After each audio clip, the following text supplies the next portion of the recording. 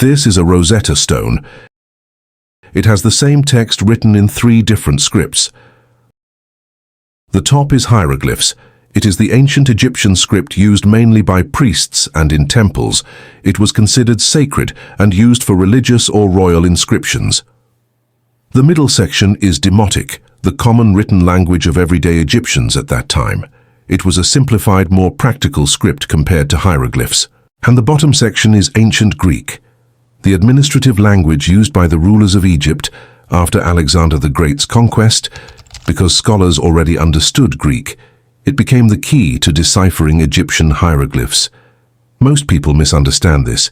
They often confuse the ancient Egyptian script with the ancient Sumerian script. The Rosetta Stone dates back to 196 BCE, around 2,200 years ago, whereas the Sumerian script, known as Cuneiform, goes much further back, around 3200 to 3100 BCE, over 5,000 years ago. Soon, we'll discuss how we learned to read the Sumerian script, which is the oldest written language known in human history. Now let's come back to the Rosetta Stone. When Napoleon Bonaparte invaded Egypt in 1798, he wasn't alone. Along with his army, he brought a group of brilliant scholars and scientists, forming a traveling academy to study the wonders of the ancient world. During their expedition, they discovered an extraordinary artifact, a stone slab covered in mysterious inscriptions. Originally part of an ancient temple, this relic had later been reused as simple building material in a fort near the town of Rashid, or Rosetta, in the Nile Delta.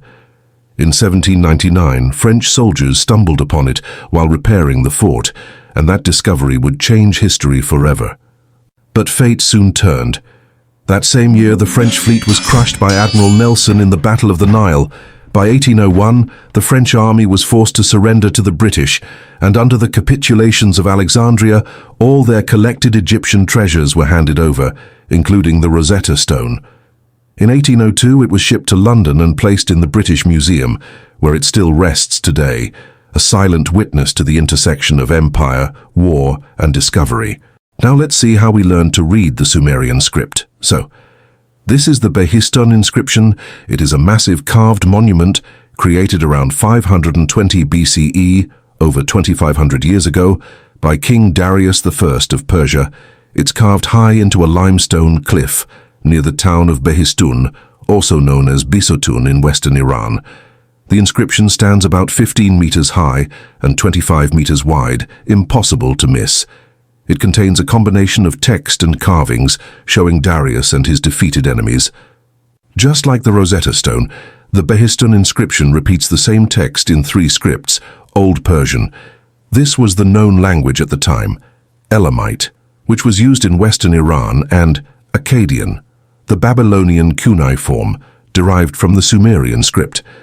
Because Old Persian was already partially understood, scholars could use it to decode Akkadian and Sumerian cuneiform, which had been unreadable for over 2,000 years. Hope this video helps you understand the difference between the Rosetta Stone and the Behistun Inscription. We'll also discuss what the Sumerian tablets say, as well as the Book of Enoch. Quickly hit the subscribe button. It really helps a lot. If you have any suggestions about the topic to discuss, mention them in the comments.